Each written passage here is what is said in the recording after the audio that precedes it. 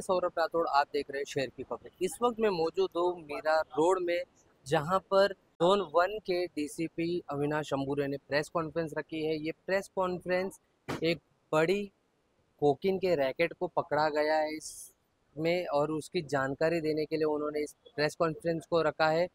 यहाँ जो है अफ्रीकन कोकीन मिली गई है एमबीबीबी पुलिस को। आइए जानते हैं पूरी बात जोन 1 के डीसीपी अविनाश अंबुरे से। मीरा भाईंदर आयुक्तालय में माननीय पुलिस आयुक्त सर के गाइडेंस के अंतर्गत एंटी नारकोटिक्स ड्रग्स के अगेंस्ट में पूरे कमिश्नरेट में ड्राइव हमारी चालू है। उसी तहत 15 अप्रैल को यूनिट 1 के पीआई बड़ाक और उनकी पूरी टीम को एक इन्फॉर्मेशन मिली कि एक महिला के पास में ड्रग्स है। ऐसी मालूमात होने के बाद में हमारी पूरी टीम वहाँ पे उसके वो महिला के घर पे पहुंची और उस महिला का नाम साबिना शेख है, जो मोतीलाल नगर में रहती। उसका घर में जब हमारी टीम पहुंच गई और उसकी तलाशी ली तो हमें करीबन 11.83 केजीज का कोकेन हमें वहाँ से बरामद हुआ। उसकी कुल कीमत 17.74 करोड़ रुपीस की कीमत है। साथ ही 80,000 रुपीज़ की कैश हमको वो फ्लैट से बरामद हुई। जब उससे इस बारे में पूछताछ हमने चालू की तो हमें पता चला कि उसके साथ में और एक आरोपी है। तो उसके घर पे जब हमने छापा बोल दिया तो उस बंदे का नाम एक नाइजीरियन है, उसका नाम है एंडी उबा बुडी के ओनियसे। उसकी उम्र 45 इयर्स है, जो रहने वाला हटकेश मीरा रोड में रहता है। उसको हमने हिरासत में लिया और उसके घर से हमने करीबन 2.604 केजीज का कोकेन हमने बरामद किया, जिसकी कीमत करीबन 3.9 CR की है। और पूछताछ करने के बाद में उसकी और एक साथीदार जो कैमरून की रहने वाली है, वो lady Evershine sector Vasai Palghar में रहती है। वहाँ पे हमारी टीम ने जाके पूछताछ की और हमने उसको हिरासत में लिया और उसके घर से हमने करीबन 433 ग्राम्स ऑफ कोकेन हमने वहाँ से बरामद किया। साथ ही नाइजीरियन करेंसी और US डॉलर्स भी हमने वहाँ से बरामद किए। कुल मिला के 3 आरोपियों को हमने गिरफ्तार किया है। इस पूरे मामले में नवघर पुलिस स्टेशन में CR नंबर 159/2025 NDPS के तहत सेक्शंस 8C, 21C, 22C, 29 के तहत हमने गुनाह दर्ज किया है। इसका इन्वेस्टिगेशन हमारी क्राइम ब्रांच की टीम आगे की इन्वेस्टिगेशन कर रही है और इन तीनों आरोपियों का हमने 5 दिन की पुलिस कस्टडी हमें मिली है।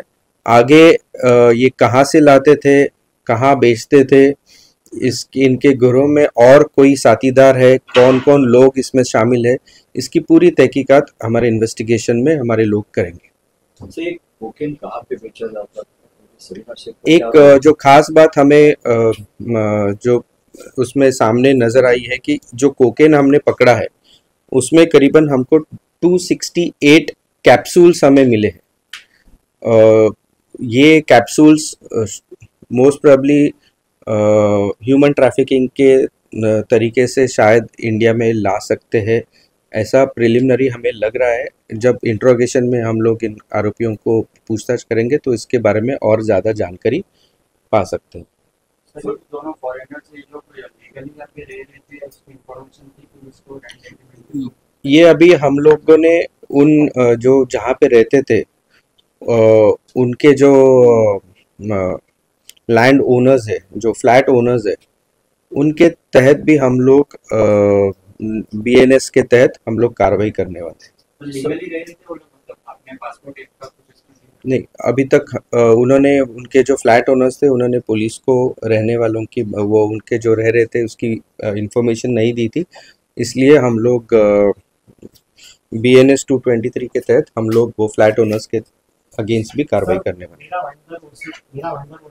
बहुत सारे नाइजीरियन उसके बारे में क्या बहुत सारे नाइजीरियन ड्रग्स में ही जुड़े। देखिए, कंटिन्यूसली हमारी ड्रग्स के खिलाफ में हमारी कार्रवाई जारी है पिछले ही 10-15 दिन में हमने यूनिट 2 में भी हमने वहाँ पे हमने कार्रवाई की थी। कंटिन्यूसली हमारी ड्रग्स के खिलाफ में कार्रवाई जारी है। मैं वही आप सबसे निवेदन करता हूँ कि अगर आपके माध्यम से भी अगर आपको इन्फॉर्मेशन मिलती है कि कहीं कुछ गलत ड्रग्स के बारे में अगर इन्फॉर्मेशन मिलती है तो पुलिस को ज़रूर जानकारी दें, हम तुरंत उसके ऊपर कार्रवाई सर, ये करें। बड़े लोग थे जो लोकल पेडलर्स हैं जिन पर उनको लाया जाता है फिर छोड़ दिया जाता है, कुछ तड़ीपार होते हैं वो वापस आ जाते हैं, उन पर कोई स्ट्रिक्ट कार्रवाई की सर? अभी तो फिलहाल मैं इस केस के बारे में आपको इन्फॉर्मेशन दे सकता हूँ। सबीना शेख का क्या रोल है? सबीना शेख के घर से करीबन 17.74 सीआर का मुद्देमाल हमने हस्तगत किया है, बरामद किया है। करीबन 11.83 केजीज कोकेन हमने उसके घर से बरामद किया है। तो बड़ी मात्रा में उसके घर से ये कोकेन बरामद किया है। तो ये पूरे इसमें ये इसने कहाँ से ये कोकेन बरामद किया था, इसका जो बाकी नाइजीरियन और वो जो कैमरून की लड़की है उसका उसके साथ में उनका क्या रिश्ता था, रिलेशन था, कब से ये बिजनेस में इनके साथ में जुड़ी हुई, ये सभी इंफॉर्मेशन हम लोग इंट्रोगेशन में निकालने की कोशिश करेंगे। सर, कहीं ना कहीं सर सबीना शेख के मामले की पूरी मास्टरमाइंड है। मैं अभी तो फिलहाल इस पे कुछ बोल नहीं सकता। यंग जनरेशन नशे में कूदा जा रहा है, ये सारे स्कूलों को टारगेट करके धंधा करते हैं, उस पर रोक लगाने की सोचा? ज़रूर हम लोग एंटी नारकोटिक्स ड्राइव के तहत हम लोगों ने बीच में ही ऑनरेबल सीपी सर के उपस्थिति में एक बड़ा फंक्शन किया था जिसमें पूरे स्कूल्स और कॉलेजेस के ग्रुप्स को हमने वहाँ पे उनका डांस कंपटीशन रखा था, उनका स्किट कंपटीशन रखा था, उनका वन एक्ट प्ले भी रखा था, उनके काफ़ी सारे ड्राइंग कंपटीशन रखा था जिसके और उनका पूरा सब्जेक्ट था रिलेटेड टू ड्रग्स और उसके जो साइड इफ़ेक्ट्स और उसके जो इफ़ेक्ट्स है और उस किस तरीके से जनरेशन को ख़त्म करती है, उसके वही टॉपिक पे हमने पूरे वसई विरार और मीरा भाईंदर को लेके हमने ये कैंपेन चलाया था जिसमें काफ़ी अच्छा रिस्पांस उनके प्रिंसिपल्स, उनके टीचर्स और उनके स्टूडेंट्स का हुआ था। ऐसे उपक्रम हम लोग हमेशा हर साल ऑनरेबल सीपी सर के गाइडेंस में हम लोग करते आए हैं और इसके आगे भी करते रहेंगे। Thank you. इस मामले में और कौन जुड़े हैं, इनके साथीदार कौन है और इसकी जांच अभी भी बाकी है। नए नए खुलासे होने वाले। एमबीवीपी पुलिस के जो कामयाबी मिली है, एक बड़े ही एक ड्रग पैडलर जो कोकिन पैडलर को है उन्होंने पकड़ा है, दबोचा है। इसी के साथ में और भी कई जगहों पर उनको कुछ अनुमान नज़र आ रहे हैं और साथ ही जांच भी जारी है। इसी तरीके की खबरों के लिए मेरे साथ यानी सौरभ राठौड़ के साथ जुड़े रहे, देखते रहे शहर की खबरें।